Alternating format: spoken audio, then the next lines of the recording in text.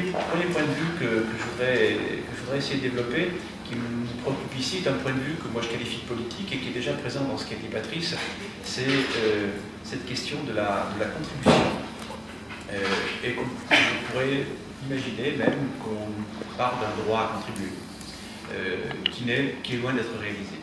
Les gens avec qui nous travaillons sont en général des gens qui ne se vivent pas comme des contributeurs possibles au monde qui les entoure.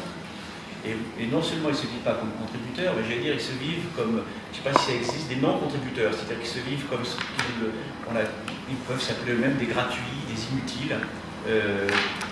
Dans certains quartiers, pour disqualifier quelqu'un, on le traite de bénévole.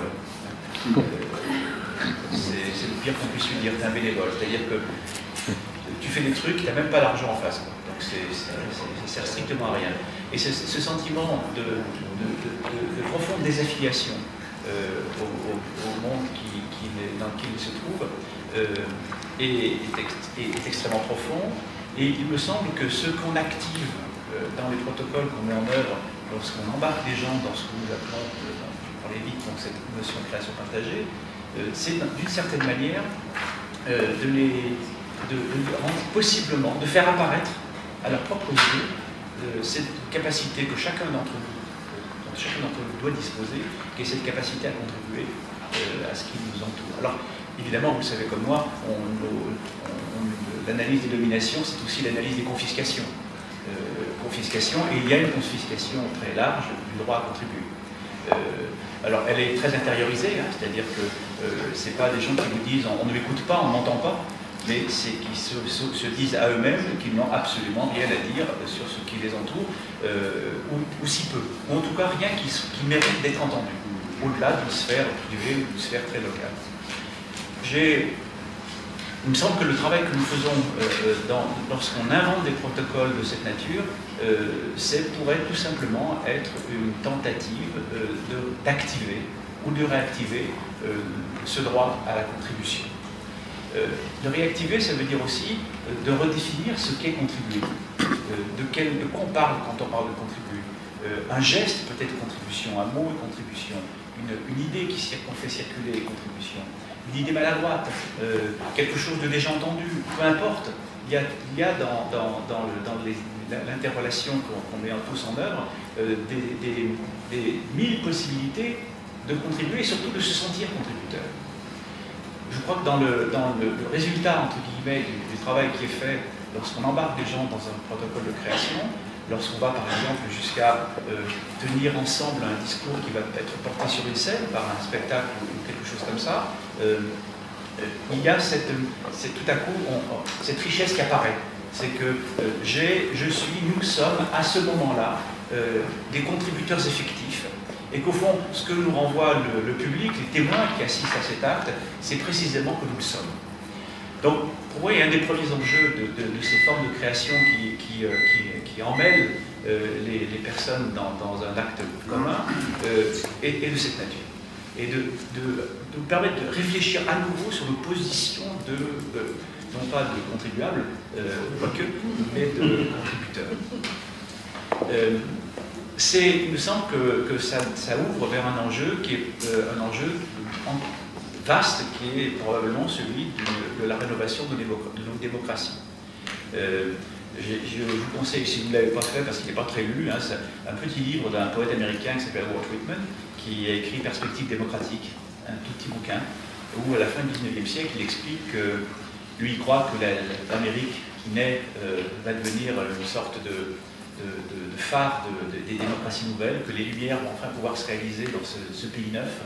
Et il explique très clairement, il dit il faut que vous sachiez que, dit-il, qu'il n'y aura pas de perspective démocratique, il n'y aura pas de démocratie à la hauteur de nos espérances s'il n'y a pas une littérature qui soit à la hauteur de nos espérances démocratiques.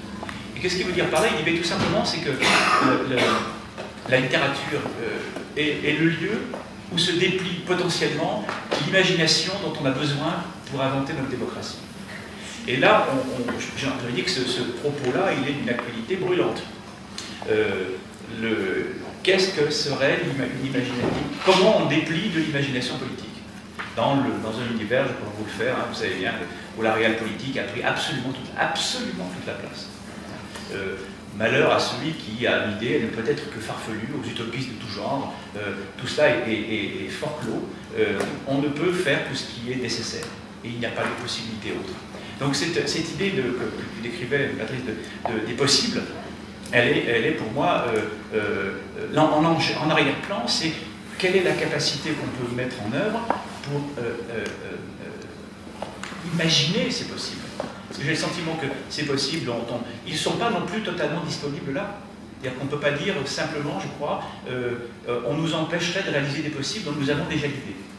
Et le travail qui est à l'œuvre pour moi dans le travail de la culture, c'est précisément, comme le dit Whitman, c'est de rendre possible justement l'imagination de ces possibles.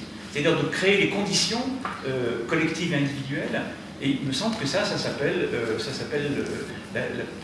les conditions de ça, c'est l'ouverture des imaginaires. Et peut-être qu'il fallait dire à quoi nous servons tous là. En tout cas, c'est moi j'ai le sentiment qu'on fait ça. Dans notre efficacité politique, elle est là.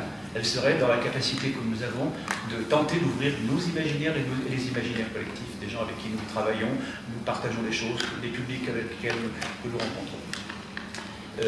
Il y a donc c'est un peu le deuxième point qui vient de là, c'est vraiment la conséquence de ce que raconte Whitman, c'est que comment est-ce qu'on trouve les conditions, et qui sont, à mon avis, précisément pour ça que la création a du sens, quelles sont les conditions pour développer ces imaginaires. Alors, il y a plein de choses là-dessus, évidemment le vieux Cornelius Castoriadis dénonçait il y a bien longtemps cette idée de comment en finir avec la clôture des imaginaires.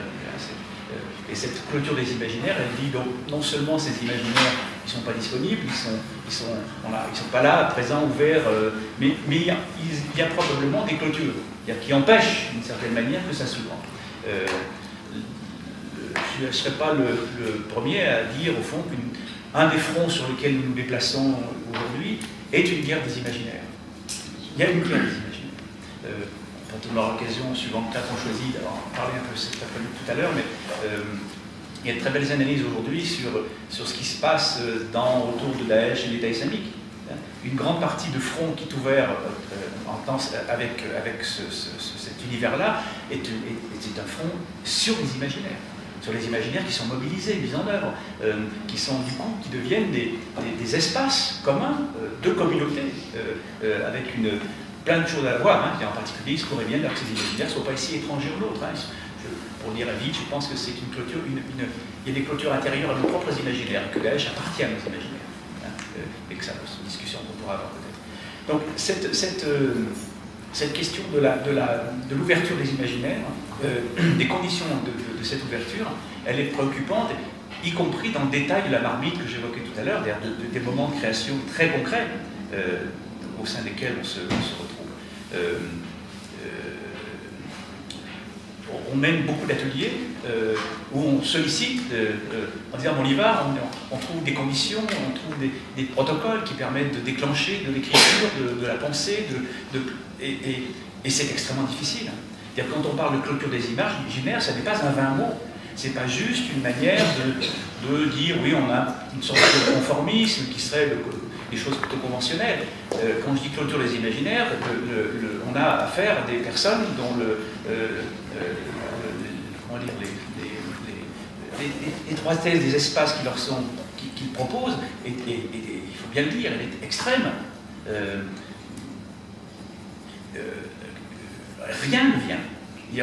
On a parfois, moi ici, j'ai envie de m'enfoncer dans le mur pour disparaître, parce qu'on ne sait pas comment faire, parce qu'on ne sait pas comment sortir de structures extrêmement fossilisées, pour des gens même très jeunes. Je veux dire, et sans avoir, en étant très ouvert à toutes les formes possibles de l'imagination. Alors, on peut aussi bien, on les constate aussi quand on se dit on va faire du rap.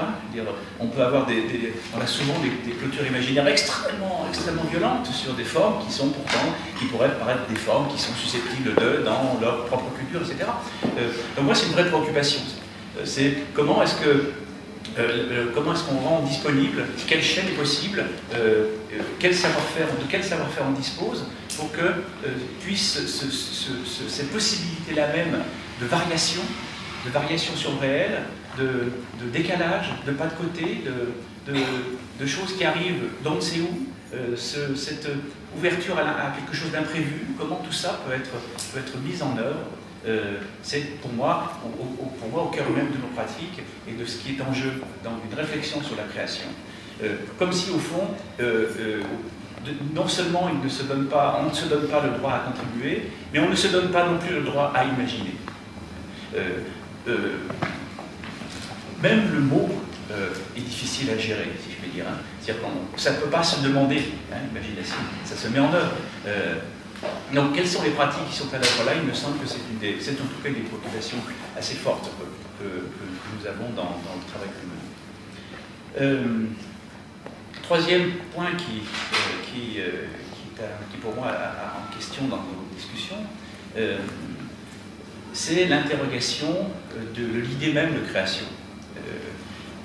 Il me semble que ce qui se vit, ce qui peut se mettre en jeu au travers au regard des droits culturels, c'est précisément de regarder la question de la création tout à fait autrement. Elle reste dans nos milieux. Christiane parlait de la difficulté des acteurs culturels et artistiques d'intégrer cette réflexion. Ça n'est sans doute pas par hasard.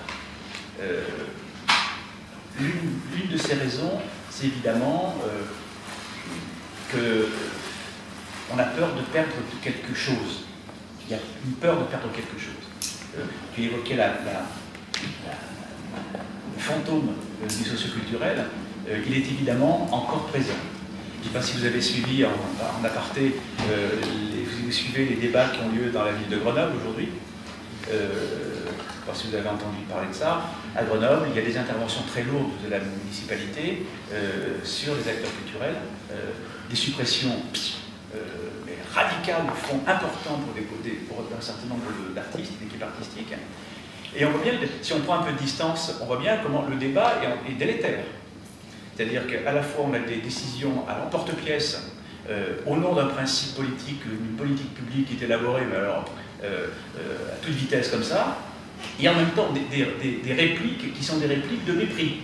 En gros, on accuse, on traite l'adjointe à la culture de Grenoble de chef de gare, parce qu'elle c'est sa formation ou son métier de départ. Et on entend circuler de toute façon, elle met tout l'argent dans l'animation socio-culturelle, et ce n'est jamais qu'un chef de gare, quelle compétence est là pour faire de la culture. Et effectivement, les coupes qui sont faites dans la culture sont drastiques, même plus que drastiques. Il ne faut pas qu'il y ait beaucoup d'exemples comme ça en ce moment, y compris dans des mairies. Dans l'Allier. On l'a dit. Vous avez ça aussi. Non, simplement, c'est qu'à Grenoble, c'est Europe Écologie. Hein, c'est pas les mêmes orientations politiques. C'est très brutal aussi. Donc, du coup, on voit ressurgir. Actuellement, le 20e théâtre à Paris voit revisiter sa direction. Il y a une bonne idée qui est de la mairie de Paris, elle en a parfois, qui est de rassembler le centre d'animation qui se trouve adossé à ce théâtre avec le théâtre. Il y avait autrefois une circulation, elle a été coupée pendant des années, parce qu'on ne va quand même pas mélanger les deux. Et là aujourd'hui, 10 ans après, ils ont cassé les murs qu'ils ont fabriqués pour refaire circuler entre le théâtre et le centre d'animation. On applaudit de toutes nos mains en disant, ben voilà, enfin on se dit qu'on va peut-être penser autrement, etc. Tollé, parce que les gens de la culture disent voilà, le centre d'animation va venir nous bouffer tout l'espace et puis la création c'est mort. Et les gens du centre d'animation disent, mais qu'est-ce que c'est que ce théâtre? Qu'est-ce qu'on va en faire? On a déjà des salles qu'il faut, à quoi ça nous sert? Ça nous compliqué, comment voulez-vous qu'on gère ça? De la programmation, etc. On ne sait pas faire, on n'a pas envie. On voit bien qu'il y a à nouveau des discussions de cette nature qui redisent encore, mais on pensait que c'était un tout petit peu affaibli, hein, cette opposition, qui redisent encore cette crainte des uns et des autres, mais pour parler du côté de la création, cette crainte de voir ce territoire-là, ça n'en est pas un, de crainte de voir cette pratique-là s'ouvrir, je ne sais pas, être mise en question. Donc on est ici, on ose, on essaye, de poser encore aux artistes cette question, c'est qu'est-ce qui nous fait artistes, à quel endroit on l'est, dans quelles conditions on l'est, est-ce que c'est un privilège, est-ce que c'est quelle légitimité on a à l'être, sans réponse a priori, mais on ne peut pas, il me semble, se passer d'ouvrir cette question. Et l'ouvrir, ça ne peut pas être simplement du côté de la posture sociale, ou de la question de la position sociale, ou de la légitimité. Ça, pour moi, ça n'est absolument pas de légitimité, en tout cas institutionnelle. Ce qui est intéressant, c'est de l'ouvrir du côté du processus qu'on met en œuvre. Au fond, on pourrait dire, est créateur celui qui met en œuvre un processus de création, et que si on ne sait pas trop de quoi on parle quand on parle de processus de création, peut-être qu'on ne sait pas trop de quoi on parle non plus quand on parle de créateur. Donc la discussion, pour moi, qui est en jeu, est très, très, très importante, c'est de redessiner, au fond, les contours d'un processus de création. Pour ça, je saluais tout de suite l'initiative qui a été prise de mêler dans le même questionnement à la fois la création artistique, la création alimentaire et la création scientifique, parce que c'est effectivement peut-être un des moyens qui va permettre de décliner et surtout de permettre à l'endroit de la création du côté de l'art de se réinterroger de manière forte sur ce que sont les processus de création. Parce qu'au fond, je crois qu'on est toujours articulé, souché sur une forme de conception de la création qui reste un peu mystérieuse. Il y a un côté comme ça, créer, c'est un geste, voilà, au fond, il n'y aurait pas de processus. En tout cas, ce n'est pas ça le plus important. Ce qui est important, c'est une espèce de saut qui fait que tout à coup, le geste de l'artiste est produit et que c'est incontournable et que personne ne peut rien dire de ça. On le voit, ça apparaît, et c'est comme ça. C'est un surgissement. C'est un surgissement. Moi, cette notion de surgissement ne me convient pas du tout. Parce que les surgissements, il y en a plein, tout le temps. Et que, bien au contraire, je crois qu'on a plutôt intérêt à tenter d'observer et puis de développer des pratiques à surgir. Alors, les idées qu'on essaie de développer aujourd'hui elles sont d'essayer de concevoir le travail de la création autour d'une notion que j'emprunte alors ce sont de vieilles lunes, vous m'en excuserez, un certain monsieur Gilles Deleuze, qui sont les notions d'agencement. Les agencements, l'agencement collectif, l'agencement individuel, enfin, on pourra aller vite. Il dit, au fond, nous passons notre vie, nos vies, à agencer, à réagencer. Et que, globalement, la source de la création, elle est là. C'est à notre capacité constante, humaine et universelle, à agencer, à réagencer nos représentations, nos modes de pensée, nos façons de faire, et que ces réagencements permanents ont parfois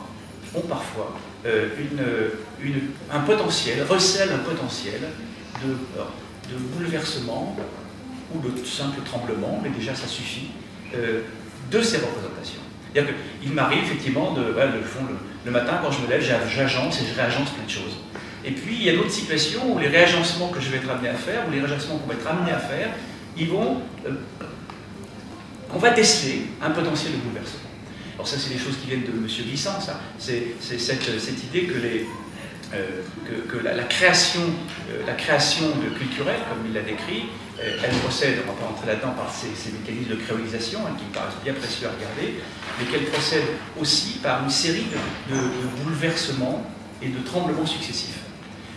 Alors peut-être, je ne sais pas si on avance beaucoup en passant de création à agencement bouleversant, mais en tout cas, pour moi, ça a le mérite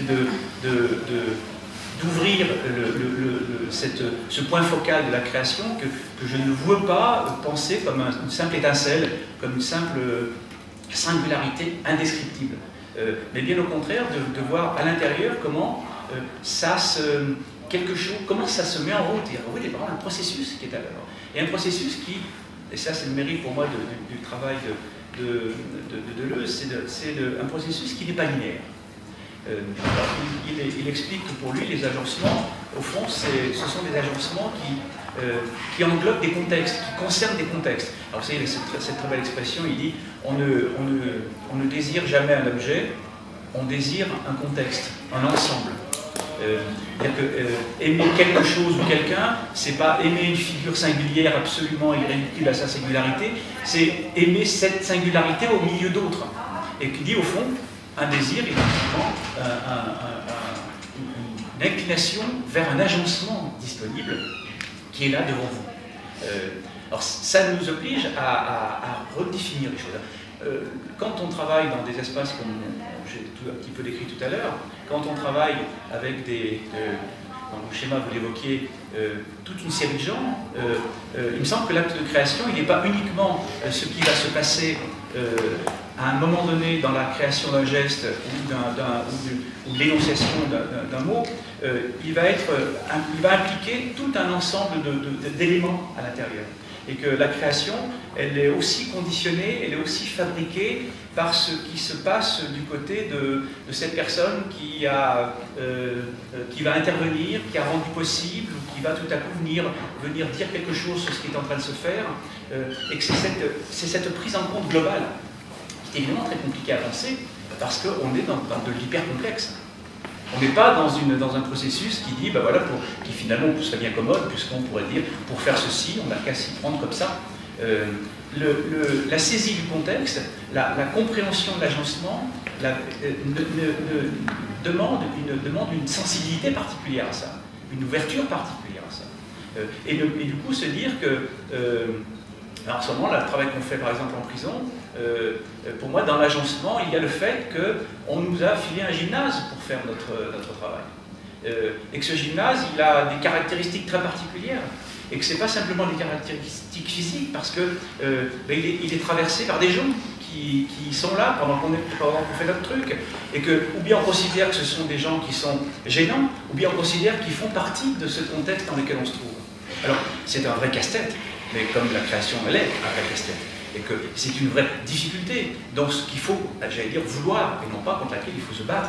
Hein, il faut y aller dans cette difficulté, parce que c'est elle, à mon avis, qui nous rend sensibles à l'idée que ce que nous mettons en mouvement dans le travail de création, c'est tout cet agencement-là, c'est toute cette mobilisation des positions, c'est la prise en compte de toutes ces énergies, de toutes ces forces qui sont là, perturbantes parfois, qui vont, à un moment ou à un autre, ou non, provoquer un agencement dont on pourrait dire qu'il est une création, qu'il est créatif.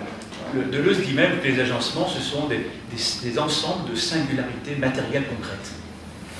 Hein, c'est pas simplement des idées, ce sont des singularités matérielles concrètes, c'est-à-dire qui vont effectivement de la nature du sol à des choses qui paraissent complètement parasitaires, qui vont pénétrer l'espace dans lequel on se trouve.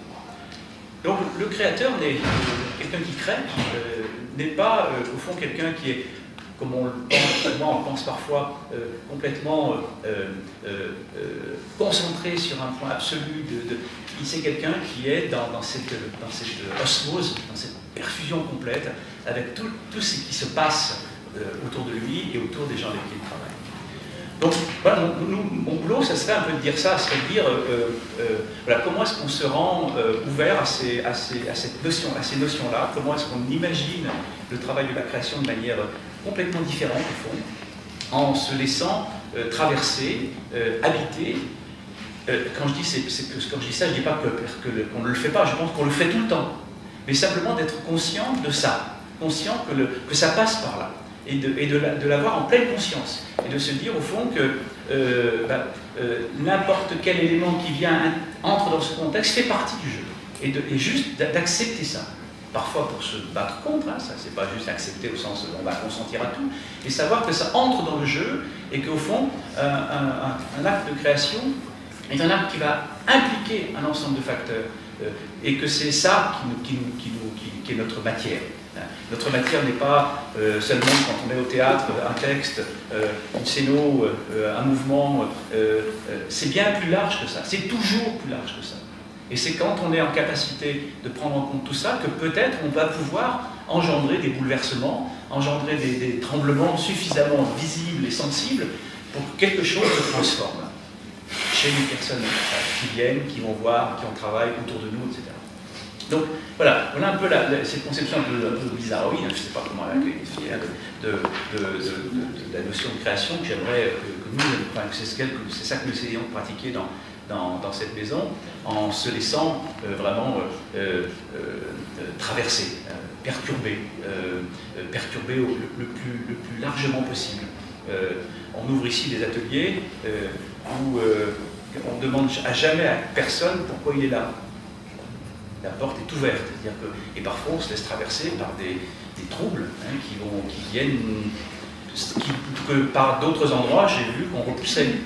On tente de ne pas les repousser, on tente de faire en sorte que ce qui nous traverse là, qui vient nous percuter, entre dans cette large mécanique qui est à l'œuvre dans la maison. Donc c'est ça, on a des réponses, on tente d'avoir des réponses concrètes à ce que je raconte là, dans cette prise en compte comme ça, on pourrait plus simplement qualifier de contextuel, au sens où il y a des travaux qui ont été faits depuis Nicolas Bourriaud sur ça, sur l'artiste contextuel, comme on l'appelle. Comment aujourd'hui, il y a plein d'artistes qui sont dans le boulot, si je puis dire, et dématérialisés, c'est-à-dire de travailler sur la réélaboration des contextes. Et ça, il y a sans doute des choses du côté des arts plastiques et des performances à écouter pour revisiter les travaux de création dans le domaine du spectacle vivant, par exemple. On va vraiment entendre ce qui se passe du côté des arts plastiques. On a des liens aussi avec des écrivains qui commencent à parler d'écriture partagée, qui évidemment travaillent de manière très très différente. Donc pour moi, tous ces gens sont tous au même endroit de tenter d'interroger cette notion-là, qui n'est pas simple, parce y compris la question du partage. Voilà. Alors nous, on a banni le mot participatif, mais pour des raisons que vous imaginez peut-être. Il y a des formes qui ne nous conviennent pas du tout dans le travail dit de la participation. Il y en a d'autres avec lesquelles on se sent bien en lien.